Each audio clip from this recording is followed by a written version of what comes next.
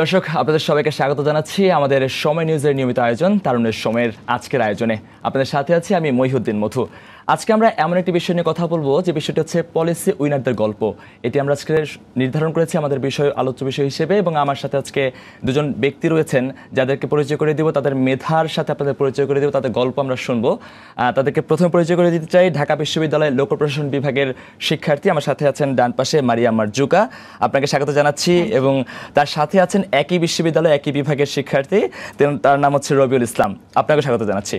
দর্শক আপনারা চাইলে সরাসরি আমাদের সাথে যুক্ত হতে পারেন www.facebook.com/সময়নিউজ.tv এই ফেসবুক পেজ থেকে, এবং আপনারা চাইলে সরাসরি ফোন করতে পারেন আমাদেরকে। আমাদের ফোন করার ঠিকানা 96700061।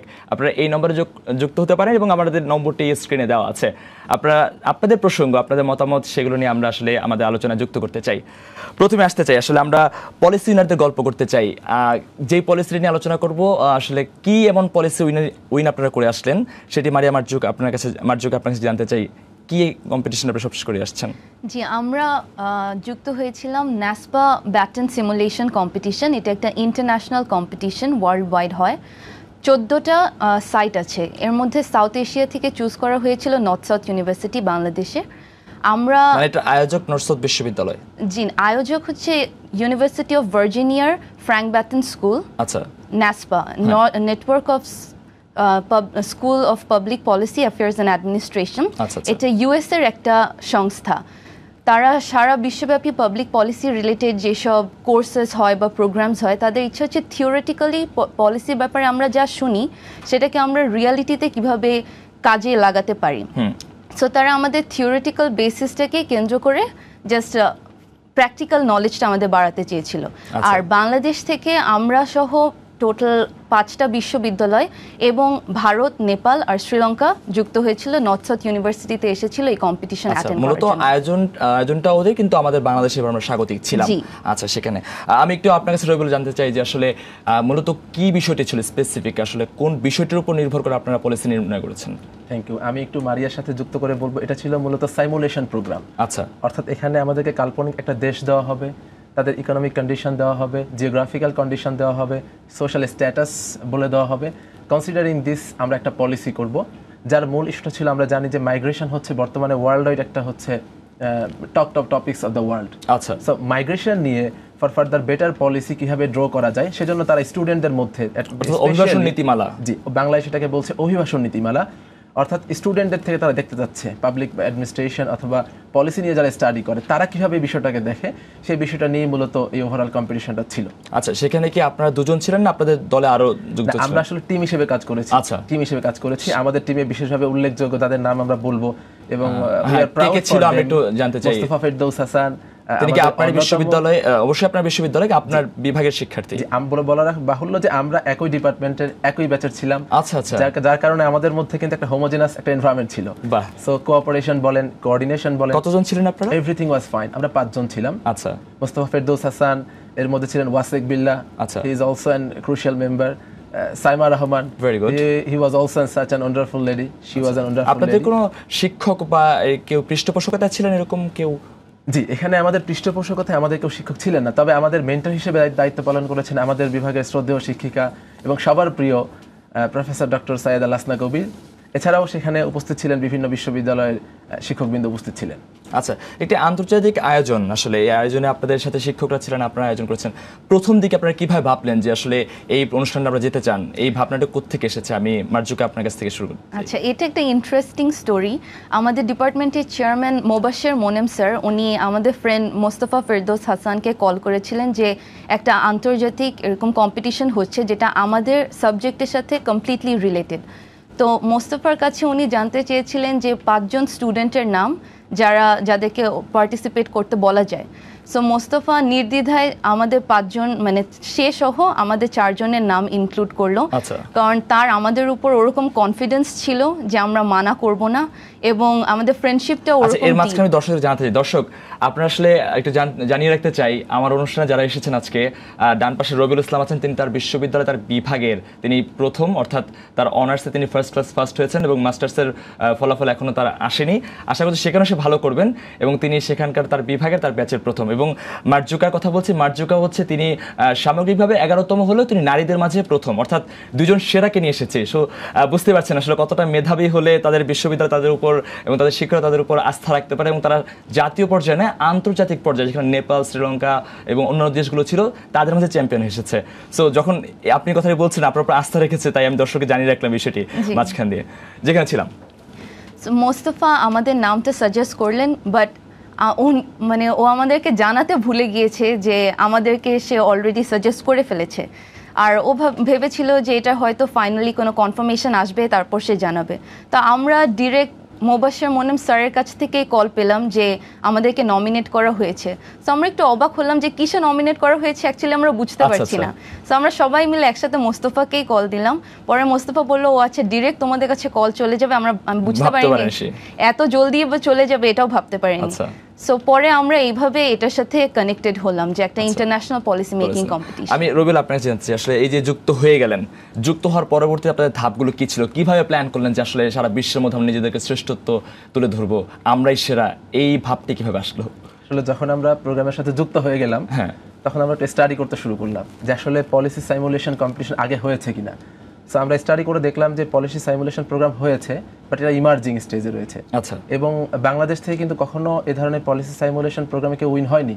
আচ্ছা, তার মানে আপনারাই প্রথম চ্যাম্পিয়ন। জি, সিরিয়াসলি আমরা একটা টিমের মধ্যে একটা আলোচনা শুরু করলাম হোয়াট উই ক্যান ডু। আচ্ছা আচ্ছা। সো আমরা দেখলাম পরবর্তীতে স্টাডি করে যেখানে আসলে কোনো ধরনের ডেটা নিয়ে যাওয়ার সুযোগ নেই, আমাদেরকে কিন্তু বলে রাখা বাহুল্য রিয়েল টাইম ডেটা নিয়ে কাজ করতে হয়েছে। সো আমাদেরকে চিন্তা করতে হয়েছে যে কোন বিষয়গুলো নিয়ে আসা উচিত। মাইগ্রেশন ইস্যুতে ইউরোপিয়ান কান্ট্রিগুলো কি পলিসিগুলো নিচ্ছে, নর্দার্ন আমেরিকান যে কান্ট্রিগুলো তারা কি পলিসি নিচ্ছে, এগুলো নিয়ে আমরা স্টাডি করি। এবং এই স্টাডি করার মাধ্যমে আমাদের মধ্যে কিন্তু একটা বন্ডেজ তৈরি হয়ে যায় এবং একটা কমিটমেন্ট তৈরি হয় যে না, যে we can do something.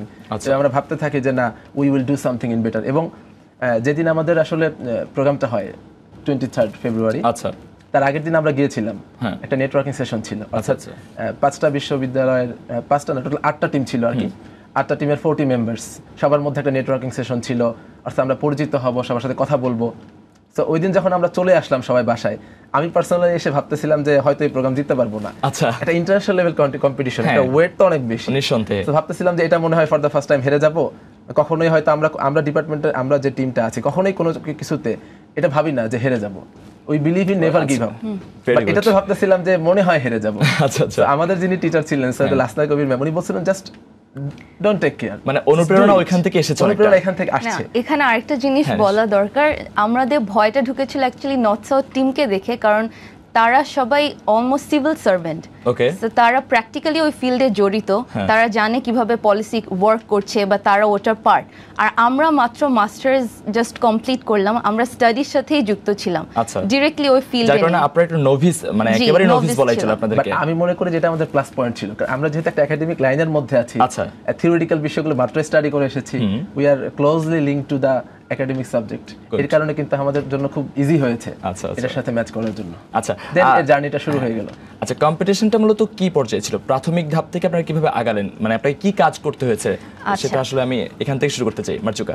G, কম্পিটিশনটা mainly আমাদেরকে 4টা কান্ট্রি অ্যালোকেট করে দেওয়া হয়, এক একটা টিমকে এক একটা কান্ট্রি। কান্ট্রিগুলোর ব্যাকগ্রাউন্ড ডিফারেন্ট হয়, কেউ ডেভেলপড কান্ট্রি ব্যাকগ্রাউন্ড পায়, কেউ ডেভেলপিং কান্ট্রি। সো আমাদেরটা পড়েছিল ডেভেলপড কান্ট্রির মতো। আমরা স্টাডি করেছিলাম কানাডা, জার্মানি, এরকম কান্ট্রিরা কীভাবে রেফিউজি ক্রাইসিস নিয়ে কীরকম পলিসিস নিয়েছে সেগুলো। আর অন্য কান্ট্রি, সব কান্ট্রির লেভেলস ডিফারেন্ট ছিল, তাদেরকে মেডেলস ডিফারেন্ট ওয়েতে অ্যাচিভ করতে হতো। এমন নেই যে আমার একটা কান্ট্রির সাথে আরেকটা কান্ট্রির ডিরেক্ট কম্পিটিশনটা নেই, বাট ইনডিরেক্ট ওয়েতে কম্পিটিশন। আমাদের দুটো গেম ছিল, game 1 and game 2। So game 1-এ আমরা 5 জন সদস্য 5টা হেডের স্টেটের হেডের রোল প্লে করতে হবে। কেউ prime minister, someone home ministry, ministry of labour, ministry of, আলাদা আলাদা মন্ত্রণালয় ভাগ করে সেখানে সেই ধারণাটুকু নিয়ে আপনাদের কাজ করতে হবে। আইডেন্টিটি নিয়ে এক একজনের এক একটা মন্ত্রণালয় ভাগ এবং তাদেরকে সেই ডিপার্টমেন্টের হেড হিসেবে দায়িত্ব পালন করতে হবে। বাট ক্রুশিয়াল জিনিস ছিল সবাইকে একসাথে কোঅর্ডিনেটেড ওয়েতে কাজটা করতে হবে, তা না হলে একটা টিম আগাতে পারবে না। আচ্ছা, একটু রবিউলের কাছে আসতে চাই। কোঅর্ডিনেশন করেছেন, ভালো কথা, আপনাদের পরিকল্পনা ছিল, সেটাও ভালো, কিন্তু আমাকে এটা বলেন আসলে কি এমন পলিসিটি নিয়ে গেছেন যে পলিসিটি সবাই তাক লাগিয়ে একদম আপনাদেরকে জিতিয়ে দিল? এই পলিসিটা শুনতে চাই, তারপর আসলে কন্ডিশনটা কিভাবে হয়েছে সেটা আমি জানতে চাই। আপনাদের আইডিয়াটা কি ছিল? আমি মারিয়ার থেকে শুরু করছি। আচ্ছা, আমাদের পাবলিক অ্যাডমিনিস্ট্রেশনে একটা থিওরি বলা হয় যে সিনার্জি, মানে এটা সিনার্জি মানে কি বোঝায়? যে ক্রিয়েশন অফ এক্সট্রা এনার্জি। আচ্ছা আচ্ছা, তো আমরা তখন পড়তাম যে টিম বিল্ডিং হচ্ছে একটা ইনস্ট্রুমেন্ট যার মাধ্যমে কিন্তু সিনার্জি ক্রিয়েট হয়। ওকে, এটা কিন্তু আমরা রিয়েলি ফিল করছি যখন আমরা একটা ওই সময় যখন গিয়েছেন তখন কাজ করি অন ফিল্ডে, তাও আবার রিয়েল টাইম ডেটা নিয়ে। তো আমাদের ও বলেছে অলরেডি যে আমাদের 4টা লেভেল ছিল টোটাল, এবং 4টা লেভেলে 4টা মিনিস্টার ছিল এবং 3জন মিনিস্টার ছিল, একজন প্রাইম মিনিস্টার ছিল। সো 3জন প্রাইম মিনিস্টার, তাদের জন্য কিন্তু ইন্ডিভিজুয়াল লেভেল কোশ্চেন করা ছিল, অর্থাৎ কোশ্চেন সেট করা, কোশ্চেনের অ্যান্সার সেট করা লাইক এমসিকিউ। সো আমাদেরকে চিন্তা করতে হচ্ছে যে উইথিন আওয়ার বাজেট, আমাদের বাজেটটা বলে দেওয়া ছিল হচ্ছে 2 বিলিয়ন। মানে আপনারা যে প্ল্যানটি নেবেন সেই প্ল্যানটি বাস্তবায়ন করার জন্য আপনাদের একটা বাজেটও দেওয়া আছে, আপনারা ওই আইডিয়াটি ওই বাজেটের মধ্যে রেখে আপনারা বাস্তবায়ন করতে। আচ্ছা আচ্ছা, এবং প্রতিটা লেভেলে কিন্তু আমরা ভিন্ন ভিন্ন রোল প্লে করতেছি। আচ্ছা, এবং আমরা কিন্তু যখনই কোনো সিদ্ধান্ত নিচ্ছি, সাপোজ লেবার মিনিস্টার যিনি যখন সিদ্ধান্ত নিচ্ছেন, লাইক আমাদের দেশের কল্পিত দেশের নাম ছিল ওটানিয়া, ওটানিয়া দেশের নাম ছিল। সো আমরা যখন কোনো পলিসি ডিসিশন নিচ্ছি, we have to think about the geographical context, economical context of the ওটানিয়া। সো আবার যিনি হচ্ছেন হিউম্যান রাইটস নিয়ে কাজ করছেন, যিনি হেলথ নিয়ে কাজ করছেন, তিনিও কিন্তু একই সাথে চিন্তা করছেন তার দেশের জিওগ্রাফিক্যাল কন্ডিশন, ইকোনমিক কন্ডিশন। দেন আমরা হচ্ছে 5 মিনিটের মধ্যে যারা মিনিস্টার ছিলাম তারা দ্রুত সাবমিট করতে হতো প্রাইম মিনিস্টারের নিকটে। আচ্ছা, সো 20 মিনিট সমন্বয়টা করতেন মূলত। না, আমরা যে কাজটা করতাম, খুব আর্লি যারা মিনিস্টার ছিল তারা অ্যানসারগুলো দিয়ে ফেলতাম, দিয়ে দেন গো টু দা। আচ্ছা, আমাকে একটু প্রশ্নগুলো কি ছিল বেসিক্যালি যে এমসিকিউ প্রশ্নগুলো দিয়েছেন, সেই প্রশ্নগুলো একটু যুক্ত করুন। যেমন লেবার অফ এমপ্লয়মেন্টে প্রশ্ন করা হয়েছে যে আপনার ডেভেলপ কান্ট্রি, আপনার এমপ্লয়মেন্ট প্রচুর দরকার, আপনার ওয়ার্কার প্রয়োজন, তাহলে আপনার দেশে যদি একটা ওয়ার্কার আসে অন্য কোনো দেশ থেকে, আপনি ইনিশিয়ালি তাকে কত টাকা দিবেন ইনভেস্ট করার জন্য, তাকে লোন হিসেবে দিবেন। দেন প্রশ্ন ছিল আপনি কখন তাকে ফার্স্ট সিটিজেনের ক্যাটাগরিতে অ্যাডভান্টেজ দেবেন, কেমন? তাকে প্রশ্ন করা ছিল আপনারা কতটুকু হেলথ ফ্যাসিলিটি তাদেরকে দিবেন, তাদের জন্য অর্থাৎ একটা দেশের ফান্ডামেন্টাল রাইটস যেগুলো দেওয়া হয় তার কতটুকু তারা পেতে পারে, কিভাবে দিবেন। এভাবে কিন্তু আমাদের কাজগুলো করতে হয়েছে। এবং যে বিষয়টা না বললেই না, সেটা হচ্ছে আমরা যে প্রতিটা রাউন্ডে খেলছি, এটা এক ধরনের গেম আর কি। ওখানে কিন্তু একটা ক্রাইটেরিয়া দিয়ে দেওয়া আছে, অর্থাৎ পুরস্কারটা কিভাবে দেওয়া হয়েছে সেটা বলছি। সফটওয়্যারে অটোমেটিক প্রোগ্রাম করে দেওয়া, যদি আপনি এমন কোনো পলিসি ডিসিশনটা নেন যার কারণে আপনার এমপ্লয়মেন্ট হয়ে যাচ্ছে 80%, আচ্ছা সাপোজ আমি বলছি 80%, তাহলে আপনি প্ল্যাটিনাম পেয়ে যাচ্ছেন। দেন যদি এটা 75% আসে তাহলে গোল্ড পেয়ে যাচ্ছেন, 70 আসলে আপনি ব্রোঞ্জ পেয়ে যাচ্ছেন। মানে আমাদের পলিসিগুলোর মূল উদ্দেশ্য হচ্ছে ওই একটা করে মেডেল এবং টার্গেটটা অর্জন করা। আমরা কিন্তু এই 4টা লেভেলে এটাই চেষ্টা করে গেছি, এবং মূল বিষয়টা ছিল যাদের এই পলিসির কারণে সফটওয়্যারের ওই টার্গেটগুলো ফুলফিল হবে, মেডেল উইন হবে, সো এগুলোকে সমন্বয় করে then he will be winner. So প্রত্যেকটা স্টেজেই কিন্তু আমাদেরকে ভালো করতে হয়েছে, কখনোই আমরা চিন্তা করিনি যে আমরা এগিয়ে আছি, কারণ যে কেউ এগিয়ে যেতে পারে। এবং মজার বিষয় হচ্ছে আমরা যখন গেম খেলছিলাম, আমরা কিন্তু আমাদের এমপ্লয়মেন্টে কিন্তু আমাদের একটা মেডেল ছিল, দেন হচ্ছে এমপ্লয়মেন্ট ছিল, হিউম্যান রাইটসেও আমাদের মেডেল ছিল, কিন্তু জিডিপিতে আমাদের কোনো মেডেল আসতেছিল না। জিডিপিতে অর্থাৎ তাদের যে স্ট্যান্ডার্ড, ওই স্ট্যান্ডার্ড আসতেছিল না। এবং হচ্ছে যেটা ডিসকোড একটা ছিল, যেহেতু মাইগ্রেন্ট আসছে প্রচুর, একটা ডিসকোড হওয়ার সম্ভাবনা থাকে, সো ডিসকোডেও আসতেছিল না। আমরা চিন্তা করতেছিলাম দুটো কোনটা নিয়ে কাজ করব, সো আমরা ডিসকোডকে ট্রেড অফ করলাম। কারণ অবশ্যই আমি যদি ভালো কিছু করতে যাই আমাকে কিছু ছাড়তে হবে, লাইক অপরচুনিটি কস্ট, কিছু পেতে হলে কিছু ছাড়তে হবে। সো আমরা জিডিপি নিয়ে ফোকাস করলাম, কারণ এটা কিভাবে বুঝতে পারতেছি প্রত্যেকটা রাউন্ডে কিন্তু সফটওয়্যার একটা রেজাল্ট দিচ্ছে যে কে কয়টা গোল্ড মেডেল পাচ্ছে। যখন আমরা দেখলাম যে জিডিপিতে কোনো মেডেল আসতেছে না, আমরা আমাদের কনসার্নটা হচ্ছে জিডিপি। আচ্ছা, সো সবথেকে মজা যেটা ঘটে আর কি, আমরা জিডিপিতে এত বেশি ফোকাস করি, থার্ড স্টেজে যে আমরা সব জায়গায় শুধু জিডিপিকে ফোকাস করি, যে কারণে কিন্তু আমাদের হিউম্যান রাইটসের সম্ভবত আমাদের গোল্ড থেকে প্ল্যাটিনাতে চলে আসছে, ব্রোঞ্জে চলে আসছে। আচ্ছা আচ্ছা, মানে আপনারা নাম ছিলেন, সাসপেনশন তৈরি হচ্ছিল। এবং মজার বিষয় হচ্ছে এই গেমে কিন্তু এই টোটাল যে 4টা লেভেল, এর উপরে কিন্তু রেজাল্ট হয়নি। যখন গেম চলছে তখন কিন্তু তাদের ইনভেস্টিগেটররা এসে প্রশ্ন করতেছেন, আমাদেরকে প্রশ্ন করতেছেন আপনাদের অন্যান্য ইন্ডিকেটর ভালো হচ্ছে, ডিসকোড বেড়ে যাচ্ছে, কিভাবে ব্যালেন্স করবেন। তো আমরা বললাম যে এটাকে আমরা ট্রেড অফ করছি, আমরা ডিসকোডকে দূর করার জন্য হিউম্যান রাইটস প্রমোট করব, হেলথ ফ্যাসিলিটি দেবো, এডুকেশন দিব, তাহলে সে কেন ডিসকোড করবে, তাহলে সে কেন ভায়োলেন্স করবে। আচ্ছা আচ্ছা, এইভাবে কিন্তু আমাদের মানে সব রাউন্ডগুলো ওভারকাম করতে হয়েছে। আচ্ছা ঠিক আছে, আমি একটু মার্জুকে আপনার কাছে আবার আসতে চাই। যেহেতু আপনারা প্রতিযোগিতা যখন করছিলেন তখন তো শুধু দেশের মধ্যেই না, আপনাদের কাছে কোন দেশের টিমটিকে সবচেয়ে বেশি মনে হয়েছে যে ওরা প্রতিদ্বন্দ্বী হতে পারে, বা কাকে আপনারা খুব অবস্থানে নিয়েছিলেন, কাকে আপনারা প্রতিদ্বন্দ্বী মনে করেছিলেন মূলত একেবারে? অ্যাকচুয়ালি প্রথম দিক থেকে আমাদের টিমের সাথে পড়েছিল, মানে আমাদের দুটো ওয়ার্ল্ডকে ভাগ করে দেওয়া হয়েছিল একটা পর্দা দিয়ে। তো এই সাইডে আমরা কম্পিট করেছি নর্থ সাউথ ইউনিভার্সিটি, জাহাঙ্গীরনগর এবং রাজশাহী ইউনিভার্সিটির সাথে। মানে এটা দেশের মধ্যে 4টা ইউনিভার্সিটি। জি, আর অপোজিট সাইডে ছিল ইন্টারন্যাশনাল ইউনিভার্সিটিসগুলো। নেপালের ইউনিভার্সিটি ত্রিভুবন ইউনিভার্সিটি ছিল, national law school of India ছিল। আমরা তাদের পারফরমেন্স তখনও দেখতে পাইনি। তো আমরা মেইনলি টেন্স ছিলাম আমাদের নিজেদেরটা ইমপ্রুভ করার জন্য, অ্যান্ড আমরা ভেবেছিলাম আমাদের main competition north south university. আচ্ছা আচ্ছা। বাট যখন গেম 1টা শেষ হলো, সো আমরা অন্য টিমদের সাথে ইন্টারঅ্যাক্ট করার সুযোগ পেলাম। আমরা দেখলাম আমাদের দিক থেকে তারা অ্যানাউন্স করলো যে ওটানিয়া গেম 1 উইন করেছে। সো যখন আমরা এটা জানতে পারলাম, আমাদের মধ্যে ফার্স্টে দ্বিধা হচ্ছিল যে আমরা কি জিতবো কি জিতবো না, এরকম কিছু না। আমরা অলমোস্ট সিরিয়াস ছিলাম যে না, আমাদের জেতার চান্স আছে। বাট যখন রেজাল্ট অ্যানাউন্স করা হলো, আমরা সবাই মিলে ডিসাইড করলাম না, এত দূর যে এখন আমরা ব্যাক করতে পারবো না। একটা হাই এক্সপেকটেশন হয়ে গেছে, আমাদের নেক্সট রাউন্ডও জিততে হবে অ্যান্ড রিজিওনাল উইনার হতে হবে। বাট যখন আমরা ইন্ডিয়া পারফরমেন্সের ব্যাপারে জানতে পারলাম, তাদের আর আমাদের অলমোস্ট নেক টু নেক ছিল কম্পিটিশনটা। আচ্ছা। সো আমরা লাস্ট পর্যন্ত ইন্ডিয়ার সাথেই আমাদের কম্পিটিশন ছিল। জি, আর লাস্ট মোমেন্টে যখন তাদের প্রেজেন্টেশনটা আমরা দেখলাম, আমাদের প্রেজেন্টেশন সবচেয়ে লাস্টে করতে হয়েছে। ইন্ডিয়ার প্রেজেন্টেশন অসম ছিল। মানে ব্যাপারটা কিরকম যে ওরা একটা আইডিয়া দিয়ে দিয়েছে, সেই আইডিয়াটা আপনি আর গ্রহণ করতে পারবেন না, আপনাকে যদি আপনার আইডিয়ার সাথে ওর আইডিয়া মিলে যায়? না, এরকম ছিল না। আমাদেরকে 30 মিনিটসের মধ্যে পলিসি মেমো আর প্রেজেন্টেশন প্রেজেন্ট করে ইনস্ট্যান্টলি সামনে উপস্থাপন করতে হতো। আমাদের ধারণা, মানে যেটা ওখানে বসে ইনস্ট্যান্ট করা পসিবল না, ইন্ডিয়া থেকে যারা এসেছিল তারা টেমপ্লেটটা আগে থেকেই তৈরি করে এনেছিল। তারা অলরেডি প্রি প্ল্যান করে রেখেছিল আমরা এভাবে প্রেজেন্ট করব। সো ইনস্ট্যান্ট ওরা যেভাবে ছক করে বা যেভাবে পলিসিটাকে তুলে ধরেছে, আমাদের পক্ষে ওভাবে তুলে ধরা পসিবল ছিল না। তাহলে এইখান থেকে আমরা এই দিক থেকে তারা এগিয়েছিল। আমরা ভেবেছিলাম যে কম্পিটিশন আমাদের ইন্ডিয়ার সাথে, মানে যে কোনো একজন। রবিউল, আপনার তখন কি মনে হয়েছে আসলে আমরা কি খুব ভালো অবস্থান করছি? মানে কি কোনো মজার ঘটনা ছিল? মজার ঘটনা বলতে আমাদের যে যার কথা বলছিলাম, শ্রদ্ধেয় লাসনা কবির ম্যাম, উনি একটু পর আসছিলেন, সো একটা রাউন্ডের রেজাল্ট ভালো হচ্ছিল, বললো go up, carry on, okay, don't care, anything can happen. So এটা ভালো লাগছিল। আচ্ছা। বাট উনি পরে আমাদের যেটা বললেন, উনি প্রতিটা স্টেজে দেখতেছেন যে প্রোগ্রেস হচ্ছে। উনি বলছেন তোমাদেরকে যা আমি দেখি তার থেকে দ্বিগুণ টেনশন করতেছি আমি। আচ্ছা আচ্ছা। টেনশনটা আমার কাছে রিলিজ হচ্ছে, আমি তোমাদেরকে এসে আউটপুট হিসেবে বলতেছি ক্যারি অন। আচ্ছা, ইন্ডিয়ার বিষয়ে মারিয়া যেটা বলল তো খুব ভালোই হয় নিঃসন্দেহে। ইন্ডিয়ার ব্যাপারে মারিয়া যেটা বলল সেটা হচ্ছে, মানে আমার কাছে যেটা মনে হয়েছে, they are used to attend such kind of program. তারা এই ধরনের প্রোগ্রামে অংশগ্রহণ করেছে, তার মানে কিছুটা অ্যাডভান্টেজ ছিল নিঃসন্দেহে। একটা বিষয় হচ্ছে আমাদের আর্গুমেন্ট এবং লজিকটা খুব স্ট্রং ছিল ইন এন এভরি স্টেজ। এবং যেটা আমি আপনাকে বললাম, যেখানে টিম পারফরমেন্স সবথেকে গুরুত্বপূর্ণ ছিল, যে টিমের পারফরমেন্স। সো যখন আমি বললাম যে 4টা রাউন্ড হচ্ছে, রাউন্ডের মধ্যে আমরা একসাথে কাজ করছি, যারা জাজেস ছিলেন তারা এসে আমাদেরকে কোশ্চেন করছেন, প্রত্যেকবার এক একজন অ্যান্সার দিচ্ছি, মানে একজন সব অ্যান্সার দিচ্ছি না। সাপোজ একবার মোস্তফা বলছে, একবার সাইমা বলছে, একবার ওয়াসেক বলছে, একবার মারিয়া বলছে, একবার আমি বলছি। আচ্ছা।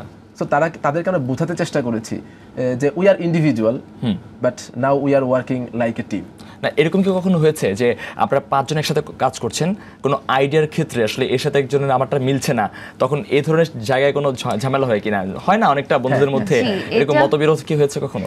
মতবিরোধ হয়েছে। আমরা তখন যেটা ট্রাই করেছি যে একবার আমি আমার ইনপুটটা দিয়ে আমি রেজাল্টটা দেখব, যদি আমার ইনপুট দিয়ে রেজাল্টটা সবার অনুকূলে না হয়, তাহলে নেক্সট রাউন্ডে ওটা চেঞ্জ করে আরেকজন যে আমার মানে টিমমেট সে বলেছিল তারটা করে দেখব। আমাদের একটা বিষয় ওই সময়টাকে এখানে হচ্ছে কি, মানে ওখানে একটা প্রেডিকশন মিটার আছে। আচ্ছা। সো আপনি 2 থেকে 3 বার প্রেডিকশন করতে পারেন। সো যদি যখন আমরা একটা কনসেনসাস হচ্ছে না, সে একটা বলছে, সে একটা বলছে, আমাদের প্রেডিকশন মিটার কিন্তু আছে। সো আমরা উই ক্যান টেস্ট, আমরা ইনপুটটা দিচ্ছি, আমরা সুযোগটা থাকছে। সো আমরা প্রেডিক্ট করে দেখছি, দেন যা ডিসিশন আমরা দিচ্ছি, আমরা কালেক্টিভলি ডিসিশন নিচ্ছি। So while we are thinking this is the best, then we submit our proposal. যাক, ভালো। আচ্ছা, একটু অনুভূতি জানতে চাই, যখন আপনাদের ফলাফল ঘোষণা করা হলো, ঠিক সেই মুহূর্তের অনুভূতি নিঃসন্দেহে অবর্ণনীয়, তারপরে কেমন লাগছিল, কি অবস্থা ছিল, এইটা একটু জানতে চাই। দর্শকদের অনেক আগ্রহ থাকে আসলে বাংলাদেশ থেকে আন্তর্জাতিক পর্যায়ে এই প্রথমবারের মতো এমন একটি ক্ষেত্রে আপনারা এই বিশেষ অর্জন এনেছেন। মার্জুকা, আপনি কি শুরু করবেন? ওই সময় আসলে কেমন লাগছে আপনাকে? এখনই নার্ভাস লাগছে সেই বিষয়টা? আমাদের অ্যাকচুয়ালি দুটো সময় নার্ভাস লেগেছে। একটা হচ্ছে আমাদের 8টা টিমের মধ্যে থেকে প্রথমে টপ 4 সিলেক্ট করা হয়। আচ্ছা। সো আমরা যেহেতু ওয়ার্ল্ড 1 অ্যান্ড ওয়ার্ল্ড 2 ছিল, দুটো ওয়ার্ল্ডে 4টা করে টিম ছিল। সো ওয়ার্ল্ড 1 থেকে আমরা এক্সপেক্ট করেছিলাম দুটো টিম নিবে, ওয়ার্ল্ড 2 থেকে দুটো টিম। ওয়ার্ল্ড 1 থেকে অলরেডি তারা দুটো টিম অ্যানাউন্স করে ফেলেছে যেটার মধ্যে আমরা নেই। আচ্ছা। সো আমরা ওই মোমেন্টে চিন্তা করলাম যে এত তো খারাপ আমরা পারফর্ম করে নিয়ে যে আমরা টপ 4-এ যেতে পারবো না। আচ্ছা, এই গল্পটা একটু শুনবো, তার আগে আমরা আমাদের একজন দর্শক আছেন, আমরা সেই দর্শকের সাথে কথা বলতে চাই, তারা কি জানতে চেয়েছেন সেই দর্শকের সম্পৃক্ত হতে চাই। দর্শক, আপনার নাম বলে প্রশ্নটি করুন। আসসালামু আলাইকুম। ওয়ালাইকুম আসসালাম। আলামিন বলছি গাজীপুর থেকে। আচ্ছা, আলামিন কেমন আছেন? আপনি আসলে কার সাথে কথা বলতে চান এবং কি জানতে চান? আমি রবিউল ভাইয়ের সাথে কথা বলতে। নিঃসন্দেহে রবিউল শুনতে পাচ্ছে। আসসালামু আলাইকুম। আসসালামু আলাইকুম ভাইয়া। ওয়ালাইকুম সালাম। আমি একটু আলামিনকে পরিচয় করিয়ে দিই। আচ্ছা। আমার অনেকগুলো স্টুডেন্টের মধ্যে একটা বেস্ট স্টুডেন্ট। আচ্ছা, আপনার ছাত্র ফোন দিয়েছে। আমার স্টুডেন্ট, এবং I hope for him that he will do better. এখন সে এইচএসসি এক্সাম দিবে সামনে। আচ্ছা, তার জন্য দোয়া থাকছে। He will do better. তার জন্য অনেক প্রে এবং উইশ আমি আগাম করে দিলাম স্টুডিও থেকে। আচ্ছা আলামিন, আপনি প্রশ্ন করতে পারেন। ভাইয়া নিঃসন্দেহে আপনি প্রশ্ন করতে চান, আপনার প্রোগ্রাম কেমন লাগছে বা কি নিয়ে?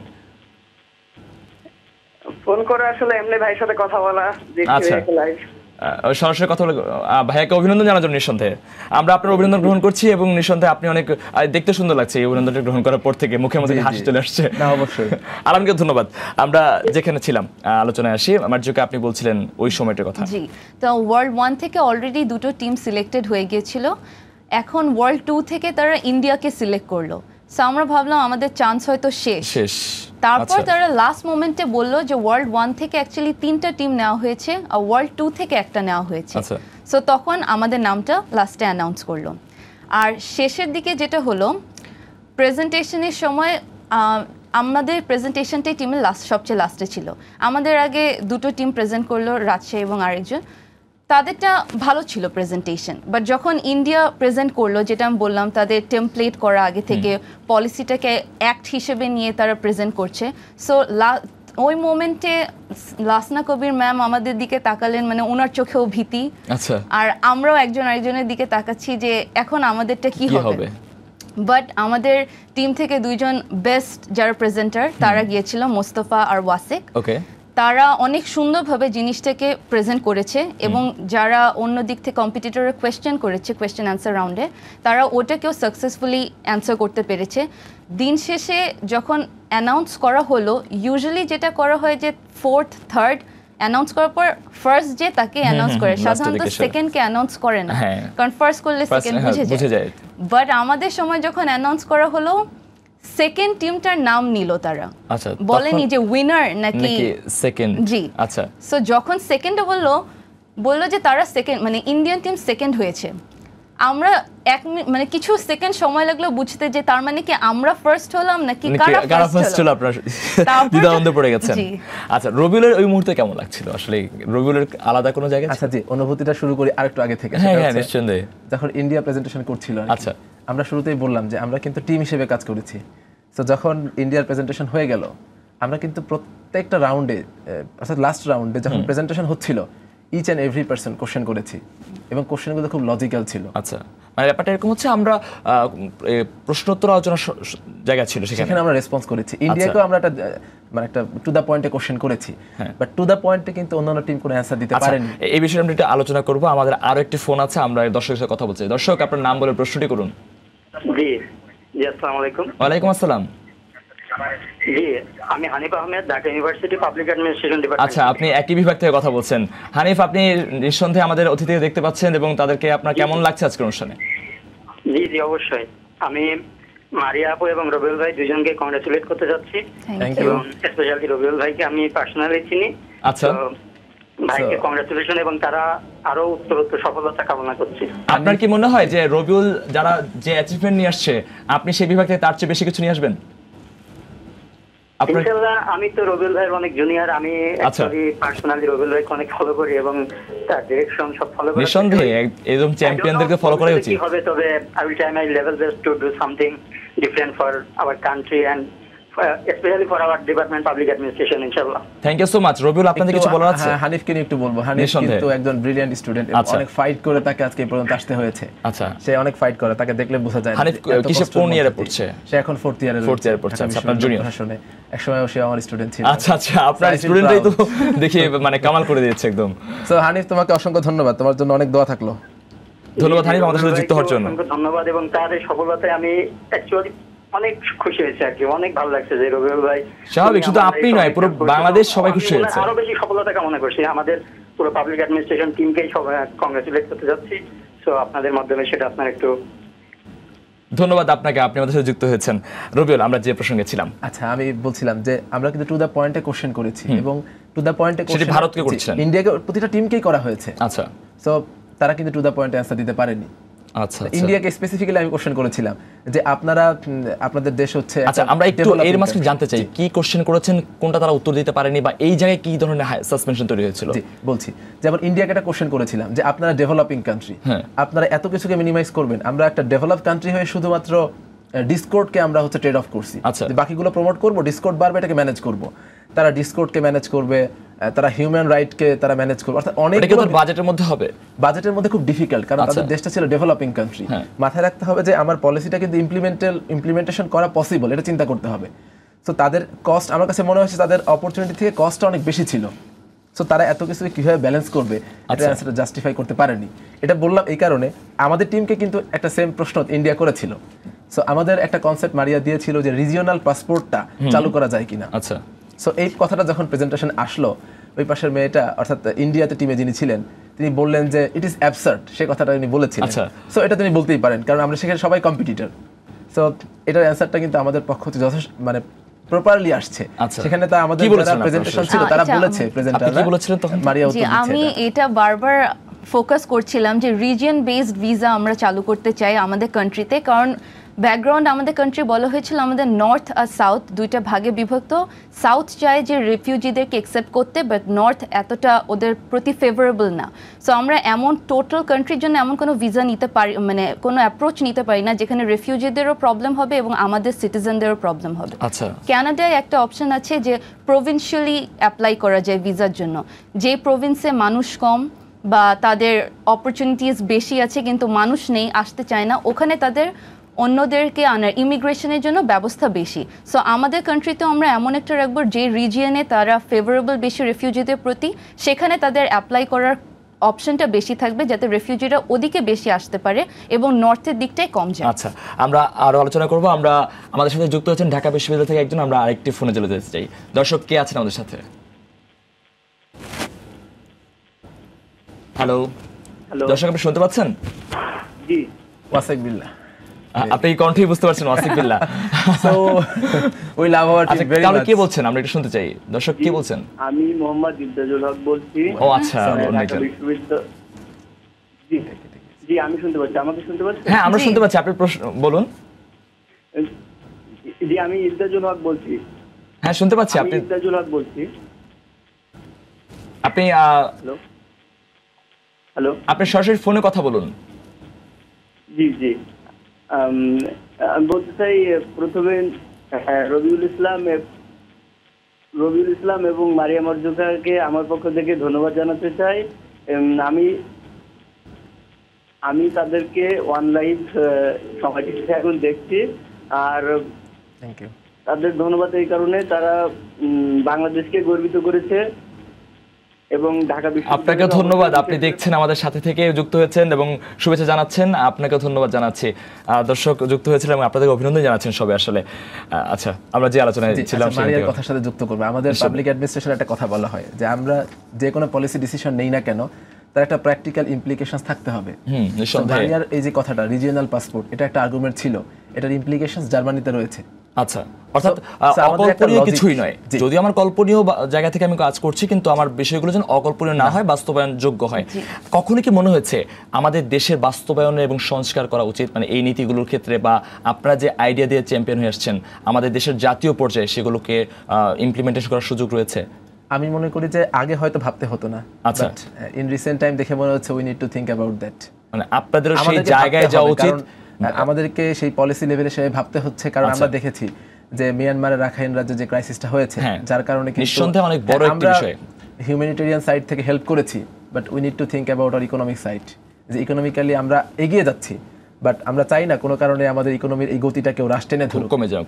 সো অবশ্যই হিউম্যানিটেরিয়ান কারণে আমরা আশ্রয় দিয়েছি, বাট এতগুলো মানুষকে তাদেরকে রাখা, তাদের ফান্ডামেন্টাল রাইটসগুলো দেওয়া, এটা খুব ডিফিকাল্ট ব্যাপার। মানে ফান্ডামেন্টাল রাইটস এর ওটানিয়া যেই কথাটি বলছেন, ওটানিয়া রাষ্ট্রের কথা বলছেন, সেই ওটানিয়ার মধ্যে কি এই সমস্যাটি ছিল? না, ওটানিয়া ডেভেলপ কান্ট্রি। আচ্ছা, তাদের কনটেক্সটটা ডিফারেন্ট বাংলাদেশ। তারা ডেভেলপ কান্ট্রি, তাদের ইন্ডাস্ট্রি রয়েছে, but they need man power, so আমাদের ওটানিয়া কান্ট্রিতে বলে দেওয়া ছিল যে আপনারা এমন একটা কান্ট্রি থেকে ম্যান পাওয়ার পাচ্ছেন যাদের সাথে আপনার ওটানিয়া কান্ট্রি ল্যাঙ্গুয়েজের মধ্যে হোমোজিনাস সিমিলারিটি রয়েছে, কালচারের মধ্যে সিমিলারিটি রয়েছে, সো ওইটা মিলিয়ে আপনারা কল্পনা করে সেভাবে আপনারা তৈরি করেছেন। আপনি রাখাইন রাজ্যের কথা চিন্তা করেন, তাদের সাথে আমাদের এডুকেশনের মিল নাই, সো আপনি কিন্তু তাদেরকে স্টাইলে ইম্পোর্ট করে নিয়ে এসে আমাদের ইন্ডাস্ট্রি দিতে পারছেন না, অর্থাৎ তাদেরকে আপনি হিউম্যান রিসোর্স করতে পারছেন না। আমাদের পাবলিক অ্যাডমিনিস্ট্রেশন বলছে কি, turn your man power into human resource.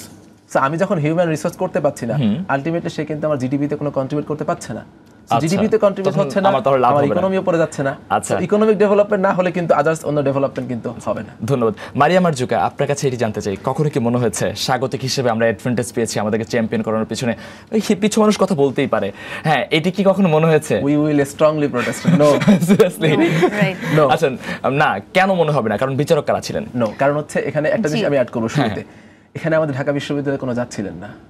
There was no single judge of University of Dhaka. But North South University ছিল, এবং আমাদের ঢাকা ইউনিভার্সিটিতে অফার করা হয়েছিল, বাট যেহেতু আমরা এখানে পার্টিসিপেট করছি, তারা এখানে ছিলেন না।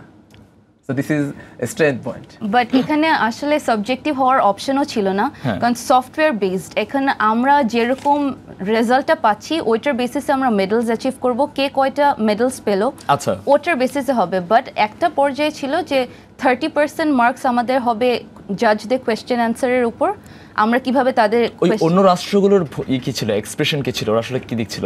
ভারত, শ্রীলঙ্কা, নেপাল যারা ছিল, ওরা তখন আপনারা যখন চ্যাম্পিয়ন হয়ে গেলেন, ওদের কাছে কেমন লাগছিল ব্যাপারটা আপনাদের? ডেফিনেটলি সবাই চেয়েছিল যে তারা হবে, তাদের মধ্যে একটু ডিসঅ্যাপয়েন্টমেন্ট ছিল যে তারা হতে পারেনি, বাট আপনারা হয়েছেন। এবং এই আমাদের অনেক দর্শক যারা আছেন ফেসবুকে দেখছেন সরাসরি, তারা ফেসবুকে কমেন্ট আপনাদেরকে অভিনন্দন জানাচ্ছেন, অনেক ফোনও আসছে, ফোনের মধ্যে অনেকেই আপনাদেরকে অভিনন্দন জানানোর চেষ্টা করছেন। আমাদের এত বেশি আমরা আলোচনায় আছি যার কারণে ফোন হয়তো খুব একটা কম নিচ্ছি, কিন্তু আপনার সাথে সম্পৃক্ত হয়েছেন। আমি একটু জানতে চাই, এই বিশ্ববিদ্যালয় পড়াশোনার সাথে সাথে যে বিভাগে পড়ছেন, সেই বিভাগের ভূমিকাটি কি ছিল আসলে এইটুকুতে আগানোর পেছনে? আপনার বিভাগ সম্পর্কে কিছুটা জানতে চাই, রবির কাছ থেকে শুরু করতে চাই।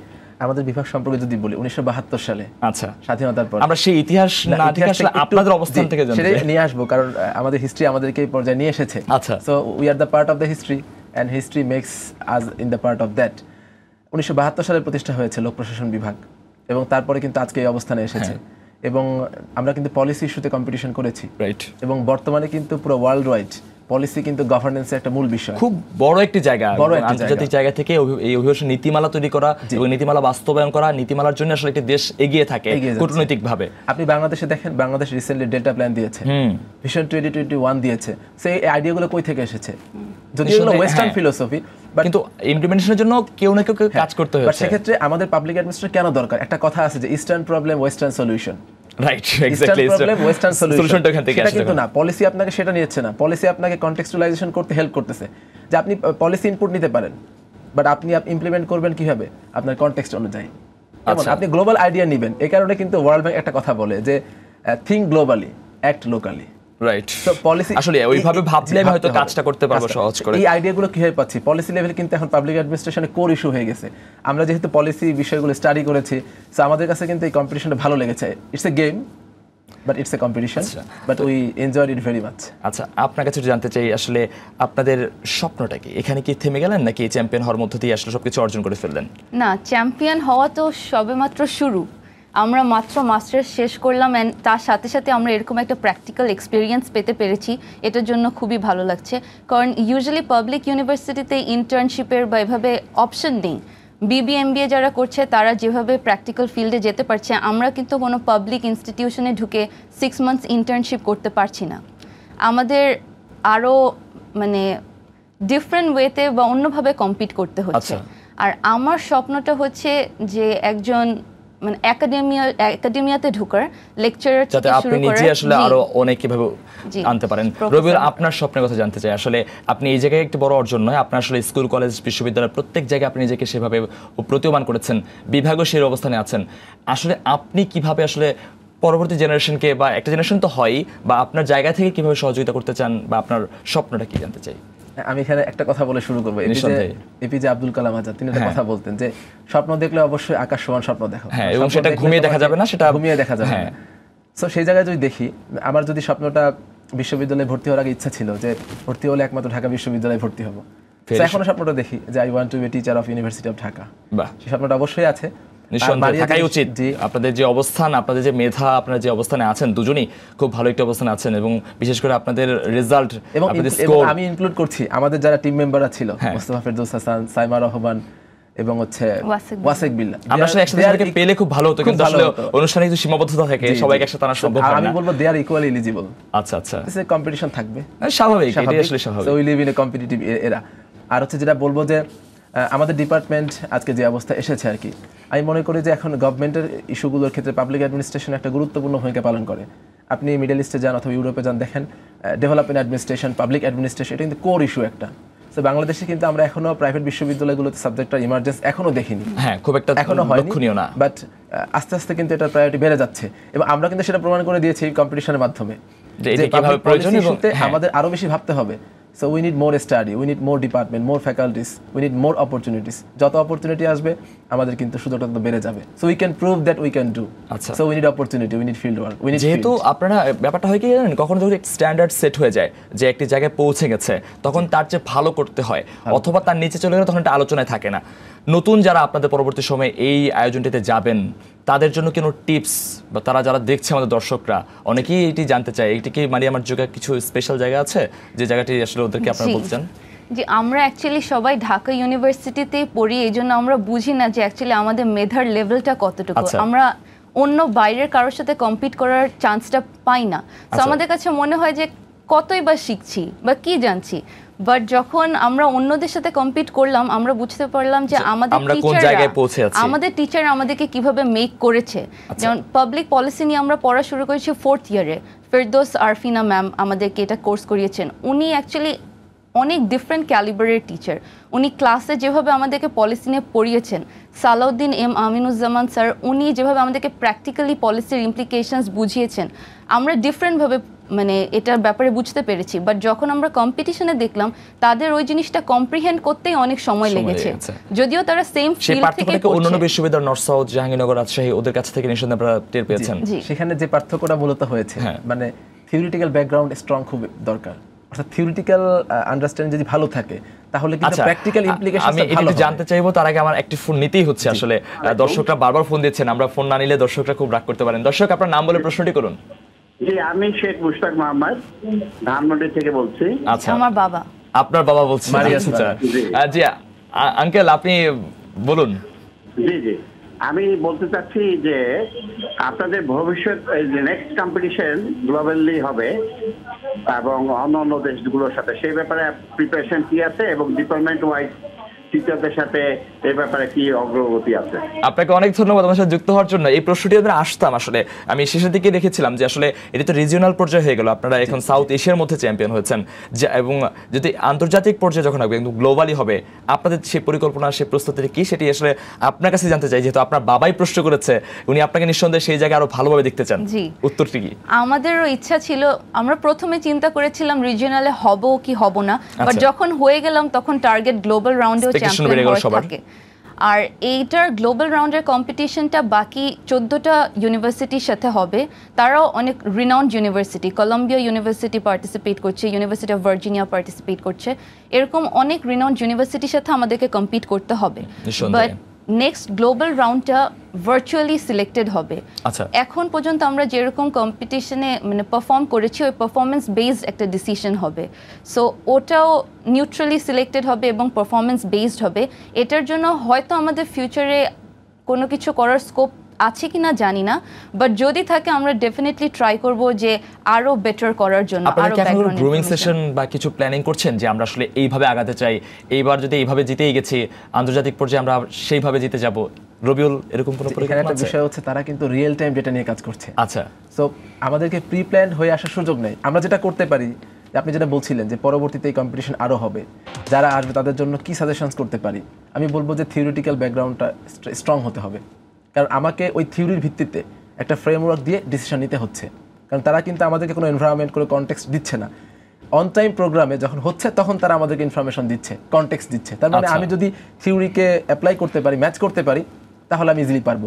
আর আপনি যেটা বললেন নেক্সট টাইম আমাদের কোনো প্ল্যান আছে কিনা, আসলে নেক্সট টাইম যে ফরম্যাটটা কি হবে সেটা আপনারা জানেন না, কিন্তু আসলে আপনার মাথার মধ্যে থাকবে, সেটা আপনি ইমপ্লিমেন্ট করতে পারবেন। ব্যাপারটা এরকম। আমরা যেটা হচ্ছে আমরা সবসময় থিওরি এবং কনটেক্সট বিভিন্ন, তার মানে আপনার বিভাগে যে শিক্ষাটি রয়েছে, আপনার ডিপার্টমেন্টে যে শিখিয়েছে একাডেমিক ভাবে, সেগুলি সবচেয়ে বেশি কাজে দিবে নিঃসন্দেহে। আমরা সেগুলোর মধ্যে দিয়ে যাচ্ছি। কারণ সবসময় আমাদেরকে স্যাররা বলেন যে থিওরি ইজ ফার্স্ট। একটা বিল্ডিং এর যেমন মূল ভিত্তি হচ্ছে pillar, so theory is our pillar. আচ্ছা, সো এটা যদি থাকলে সেই থিওরির সাথে মিলানোটা অনেক সহজ। ফর্মুলা থাকলে ফর্মুলা থেকে আমরা মিলিয়ে সবকিছু নিয়ে, কারণ থিওরি আমাকে একটা রাস্তা বলে দিচ্ছে। হ্যাঁ, সো যখন আমি এই কনটেক্সটটাকে এই থিওরির সাথে মিলাতে পারছি, আমি সেই রাস্তায় হেঁটে যাব, then it will be very easy to match. আচ্ছা, আপনাদের দুজনের কাছে একটি প্রশ্ন রাখতে চাই। আপনাদের কখনো মনে হয়েছে প্রতিযোগিতা জেতার আগে বা প্রতিযোগিতা যাওয়ার পূর্বে যে আসলে আমাদের জাতীয় পর্যায়ে রাজনীতিতে ইনভলভ হয়ে এটিতে ইমপ্লিমেন্ট করা দরকার, বা রাজনৈতিকভাবে যদি আপনি সেখানে না যান, এই মন্ত্রণালয়ে যদি আপনারা অবস্থান না নেন, বা এই আইডিয়াটি পৌঁছানোর জন্য কিভাবে সম্ভব? আপনাদের এরকম কোনো ভাবনা এসেছে কখনো? ন্যাশনালি অ্যাকচুয়ালি আমাদের যদি এরকম প্ল্যাটফর্ম তৈরি হয়, তাহলে প্ল্যাটফর্ম আসলে তৈরি হয় না, প্ল্যাটফর্মটা তৈরি করে নিতে হয়। আপনারা কি এভাবে ভাবছেন কখনো দেশের জন্য? কারণ এই যে বিষয়গুলো আপনারা আলোচনা করছেন, যে বিষয় আপনারা পড়ছেন বা আপনারা জানেন এবং চ্যাম্পিয়ন হয়ে আসলেন ধারণাটি দিয়ে, এই ধারণাটাকে বাস্তবায়ন করার জন্য জাতীয় পর্যায়ে আমাদের আসলে ভূমিকা রাখার সুযোগ আছে, নিঃসন্দেহে সুযোগ আছে। এটি কি ভাবার সুযোগ সম্ভব? জি, আমি মনে করি সম্ভব। আর উদ্যোগটা ঢাকা বিশ্ববিদ্যালয়ের প্রথম নেওয়া উচিত, এবং আসলে সবকিছু ঢাকা বিশ্ববিদ্যালয় থেকে শুরু হয়। সেক্ষেত্রে আসলে সুযোগটা আপনারা পাবেনও হয়তো, আশা করা যায়। বাংলাদেশের কনটেক্সট নিয়ে কথা বলে আপনি দেখেন ওয়েস্টার্ন কান্ট্রিগুলো তারাও পলিসি নিচ্ছে, আমরাও পলিসি নিচ্ছি, বাট একটা গ্যাপ কিন্তু এখানে আছে। পার্থক্যটা আমি ধরিয়ে দিচ্ছি। ওয়েস্টার্নে যখন কোনো পলিসি হয়, সেখানে দুই ধরনের গ্রুপ কাজ করে, একটা হচ্ছে একাডেমিশিয়ানস আর একটা হচ্ছে প্র্যাকটিশনার্স। অর্থাৎ একাডেমিশিয়ানস বলতে বোঝাচ্ছে আমি থিঙ্ক ট্যাঙ্ক, ইউনিভার্সিটির যারা এক্সপার্ট তারা, আর প্র্যাকটিশনার বলছি ব্যুরোক্রেটসদের। তারা কিন্তু সাইমালটেনিয়াসলি কাজ করে, কিন্তু বাংলাদেশে কিন্তু এই জায়গাটা গ্যাপ। সো একাডেমিশিয়ানস এবং হচ্ছে যারা প্র্যাকটিশনার তার মধ্যে গ্যাপ। সেক্ষেত্রে অনেক ক্ষেত্রে যেটা হচ্ছে পলিসিগুলো খুব সুন্দর, খুব চমৎকার, সাউন্ডস গুড, কিন্তু বাস্তবায়ন করতে যে ইমপ্লিমেন্টেড, ওই যে বললাম থিঙ্ক গ্লোবালি অ্যাক্ট লোকালি, সেটা আমাদের হচ্ছে না। সো এই গ্যাপটার জন্য মনে হয় আমাদের এই যে ইউনিভার্সিটি লেভেল এডুকেশন, দেন গ্রাজুয়েশন শেষ করি আমরা, পড়াশোনার জ্ঞান অর্জন করছি, এগুলোকে কিন্তু আপনারা যেটি পড়ছেন বাস্তবায়ন করার জন্য যারা কাজ করছেন নীতি নির্ধারণী পর্যায়ে, তাদের সাথে একটা গ্যাপ রয়েছে। হ্যাঁ, সেটাই বলছি, আমি এটাই বলছিলাম যে প্র্যাকটিশনার্স এবং একাডেমিশিয়ান গ্যাপ, এই গ্যাপটা কিন্তু আমাদের কমিয়ে নিয়ে আসতে হবে। এই গ্যাপটা ব্রিজ বিটুইন টু। আচ্ছা, তো এই গ্যাপটার জন্য কি আপনাদের ভূমিকা রাখার কোনো সুযোগ নিঃসন্দেহে আছে? ব্রিজটা তৈরি করবে কে? আমি মনে করি যে বিশ্ববিদ্যালয়, আমি মনে করি যে ডিমান্ড সাইড একটু স্ট্রং হওয়া দরকার। সবসময় সাপ্লাই সাইড সরকারের পক্ষ থেকে এটি হওয়া উচিত। আমরা যদি ডিমান্ড ক্রিয়েট করতে পারি, আমরা গভর্নমেন্ট থেকে এক্সপেক্ট করব, but at the same time we need to think we can create demand. আচ্ছা, সো আমরা যদি এরকম ডিমান্ড তৈরি করতে পারি, গভর্নমেন্ট যখন দেখবে যে আমাদের এরকম ক্যালিবার রয়েছে যারা পলিসি লেভেলে কন্ট্রিবিউট করে, ইন্টারন্যাশনাল লেভেলে, সো গভর্নমেন্ট তাদেরকে কেন ন্যাশনালি ইনপুট করবে না? অবশ্যই করবে। আচ্ছা, আপনাদের এই সামগ্রিক আয়োজনের মধ্যে এখন পর্যন্ত এমন কোনো ঘটনা ঘটে গেছে যে ঘটনার জন্য আপনারা এখন খুব আনন্দ পাচ্ছেন, বা যে ঘটনার জন্য আপনারা খুব কষ্ট পাচ্ছেন? এরকম কিছু একটা উল্লেখযোগ্য? কষ্টের পাচ্ছি এরকম কিছু নেই, আনন্দ নিশ্চয়ই হচ্ছে এরকম কোথাও খুব মজার ঘটনা? জি, আমি অ্যাকচুয়ালি চিন্তা করতাম পাবলিক অ্যাডমিনিস্ট্রেশন, মানে আমাদের আগের জেনারেশন পর্যন্ত এই সাবজেক্টের ক্যালিবারটা অনেক ডিফারেন্ট ছিল, এটার চর্চা ছিল। যখনই আমাদের সিনিয়র কেউ শুনে যে পাবলিক অ্যাডমিনিস্ট্রেশনে পড়ো, মানে অনেক সিভিয়ার কিছু, যে অনেক সুন্দর একটা সাবজেক্ট, বাট আমি অ্যাকচুয়ালি নিঃসন্দেহে এই সাবজেক্টে পাওয়ার জন্য আপনাদের অনেক ভালো একটা পজিশন করতে হয় ভর্তি পরীক্ষায়, জি, অনেক মানে টপ র‍্যাঙ্কিং একটা সাবজেক্ট হয় অবশ্যই। আর ফার্স্টের দিকে আমাদের টিচাররা যখন এখানে এসেছিলেন, যারা ঢাকা ইউনিভার্সিটি ফার্স্ট হতো বা সেকেন্ড হতো, তারা পাবলিক অ্যাডমিনিস্ট্রেশনকে চুজ করতো। আচ্ছা, সো আস্তে আস্তে এটার ডিমান্ডটা আমার মনে হয় একটু কমে গিয়েছে, কারণ মানুষ অন্য দিক ফোকাসড হয়ে গিয়েছে। এদিক থেকে তারা দেখছে যে এত অপশন নেই, বাট বিসিএস এ যখন মানুষ পরীক্ষা এক্সাম দিচ্ছে, তখন কিন্তু এই সাবজেক্ট আর এটার বেসিস মানে গুলোই কাজে আসছে, বাট অন্যরা অন্য সাবজেক্ট পড়েও এটাই যাচ্ছে। কিন্তু আমাদের সাবজেক্টে যে অ্যাকচুয়ালি মানে লং টার্ম ইমপ্লিকেশন আছে গভর্নেন্সের জন্য, তো আমাদের সাবজেক্টটাই দরকার। আচ্ছা, আমরা একদম অনুষ্ঠানের শেষের দিকে চলে আসছি। রবিউল, আপনি আপনার অনেক শিক্ষার্থী, আপনার অনেক ছোট ভাই, আপনার বন্ধু, আপনার ফ্যাকাল্টিজ অনেকেই দেখছেন অনুষ্ঠান, তাদের উদ্দেশ্য করে এবং যারা আমাদের অনুষ্ঠান দেখছেন দর্শকদের উদ্দেশ্য করে কিছু বলতে চান? নিঃসন্দেহে বলতে চান, কিন্তু সেটা কি বলতে চান? যেহেতু প্ল্যাটফর্মে সুযোগ পেয়েছে, নিঃসন্দেহে এট ফার্স্ট অবশ্যই I want to thank almighty Allah, অবশ্যই আল্লাহর কাছে আমরা কৃতজ্ঞ। দেন অবশ্যই বাবা মার কথা বলতে চাই, বাবা মাকে অসংখ্য ধন্যবাদ। হয়তো বিশেষ কাউকে বলতে চান? হ্যাঁ অবশ্যই, আমি আমার বাবা এবং মাকে বিশেষভাবে বলতে চাই। না অবশ্যই তাদের বলবেন, তার বাইরে বিশেষ কাউকে বলতে চান? তার বাইরে বিশেষ কেউ হয়নি, এখনো হয়ে ওঠেনি। এটা তো বিশ্ববিদ্যালয় জীবনের সবচেয়ে বড় ব্যর্থতা। না এটা ব্যর্থতা না, এমন একটা আয়োজনের মধ্যে অন্যান্য রাষ্ট্রের, বাংলাদেশে পছন্দ হয়নি, অন্যান্য রাষ্ট্রের অনেকেই তো ছিলেন। আমি মনে হয় কিছু কিছু প্রাপ্তির জন্য অপেক্ষা করাটা ভালো। অপেক্ষা করা ভালো। বাহ, খুবই চালাক একটি উত্তর দিয়েছেন। এর সাথে আমার ডিপার্টমেন্টের শিক্ষক নিঃসন্দেহে অবশ্যই মোবাশ্বের মনির স্যারকে ধন্যবাদ, কারণ ওনার মনে একটা কনফিডেন্স ছিল যে এই স্টুডেন্টগুলো বেস্ট একটা আউটপুট আনতে পারবে। আচ্ছা, সো আমরা বিশ্বাস করি we are the best, so we proved our department is best, so our department shows that our university is best. বাহ, থ্যাংক ইউ। ফাইনালি আমাদের কান্ট্রিটা বেস্ট হয়েছে। আচ্ছা, এইটাই অনেক বড় একটা প্রাপ্তির জায়গা। আর লাস্ট একটা লাইন বলবো যে আমরা বিশ্বাস করতাম যে আমরা পারবো, বাট একটা নার্ভাসনেস ভয় ছিল, বাট আমরা এটা মনে করতাম সবসময় যে if not now then when, so if not we then who. Okay, thank you so much. আমরা মারিয়া মার্জুকা আপনার কাছে একটু জানতে চাই, আপনার আসলে কি বলতে চান? জি, আমি ধন্যবাদ দিতে চাই আল্লাহকে এবং আমার ফ্যামিলিতে আমার মা বাবা সব সময় থেকে ছোটবেলা থেকে আমাকে অনেক সাপোর্ট করেছে সব জায়গায়। আমার বাবা এখনো আমার কোনো কিছু লাগলে তার কাজ বাদ দিয়ে আমার সাথে 5 ঘন্টা ওখানে দাঁড়িয়ে থাকে। আর এখন আমি অনেক সাপোর্ট পাচ্ছি আমার হাজব্যান্ড থেকে। সে আমার যখনই যেখানে কোথাও যেতে হবে রিসার্চের কাজ বা সেখানে, সে তার বিজনেস ফেলে দিয়ে সে 2 দিনের জন্য আমার সাথে ঘুরছে, আমার কাজে হেল্প করছে। এই দিক থেকে আমার অনেক ভালো ব্যাকআপ আছে। এই সাপোর্টটা খুব দরকার ছিল আসলে, এই সাপোর্টের কারণে হয়তো আজকে এই অবস্থানে আপনি খুব নারীদের জন্য অ্যাকচুয়ালি ডিফারেন্ট হয়ে যায় সবকিছু, একাডেমি দিক থেকে আর একসাথে অন্য কিছু মেনটেন করা। আর এদিক থেকে আর ডিপার্টমেন্টের সাপোর্ট অনেক বড় ব্যাপার। আমাদের টিচাররা যেভাবে কম্পিটিশনে আমাদেরকে বলেছেন যে মাই টিম, তোমাদের এটা করতে হবে, এবং তারা যেরকম আমাদের উপর আস্থা রেখেছে আমরা ওটাকে তাদের কাছে মানে আমরা সম্মান রাখতে পেরেছি, তার এটার জন্য আমাদের খুবই ভালো লাগছে। আর বিশেষ থ্যাঙ্কস দিতে চাই মোস্তফা ফেরদৌস হাসানকে, সে আমাদেরকে টিমে সিলেক্ট করেছে, এবং মোবাশ্বের স্যারকে যে আমাদের জন্য অপরচুনিটিটা ক্রিয়েট করে দিয়েছে। আচ্ছা, আপনাদের দুজনকে ধন্যবাদ। আজকে অনুষ্ঠানে শেষ করতে ইচ্ছে হচ্ছে না, কারণ চ্যাম্পিয়ন, হ্যাঁ আমি আপনার শুধু চ্যাম্পিয়নদের গল্প আসলে বারবারই শুনতে ইচ্ছে করে, এবং তাদের গল্প শেষ হওয়ারও নয়, কারণ বিজয়ীরা সবসময় ইতিহাস লেখে, আপনারা সেই ইতিহাসটি লেখা শুরু করবেন। তো আসলে আপনি কি যেন যুক্ত করবেন? আপনার কথার সাথে তাল মিলিয়ে বলবো যে রেকর্ড তৈরি হয় কিন্তু রেকর্ড ব্রেক করার জন্য। সো আমরা এক্সপেক্ট করি যে আমাদের ফিউচার জেনারেশন দে উইল আরো ভালো করবেন। আমিও প্রত্যাশা করি যে আপনারা যেই অবস্থানে আছেন, অর্থাৎ আন্তর্জাতিক পর্যায়ে, যেটি সাউথ এশিয়ান রিজিয়নাল পর্যায়ে চ্যাম্পিয়ন হয়েছেন, আন্তর্জাতিক পর্যায়ে যে আপনারা তার চেয়ে আরো ভালো করবেন এবং সবাইকে তাক লাগিয়ে দিয়ে ঢাকা বিশ্ববিদ্যালয় জয় নয়, সারা বাংলাদেশের জয় হবে, আমরা সেই প্রত্যাশাটা করি। এবং আমরা চাই যে আপনাদের মতো মেধাবীরা আরো বেড়ে আসুক, এবং সেটি জাতীয় পর্যায়ে আমাদের রাষ্ট্রের ভূমিকা রাখুক, এবং সরকারের নীতি নির্ধারণ যারা করেন তাদের মাঝে অনেকটাই ভূমিকা পালন করবে, তাদের ধারণাটুকু এবং বাস্তবায়ন করার জন্য অনেকটা এগিয়ে আসবে সরকার, পাশাপাশি এই সুযোগ সুবিধাটুকু নিতে পারবে আমাদের শিক্ষার্থীরা। দর্শক, আজকের মতো এখানে শেষ করতে হচ্ছে তারুণ্যের সময়। আশা করছি অন্য কোনো দিন এবং অন্য কোনো বিষয় নিয়ে অন্যদের সাথে আরও অনেক চ্যাম্পিয়নদের সাথে কথা হবে। ততক্ষণ ভালো থাকবেন। আল্লাহ হাফেজ।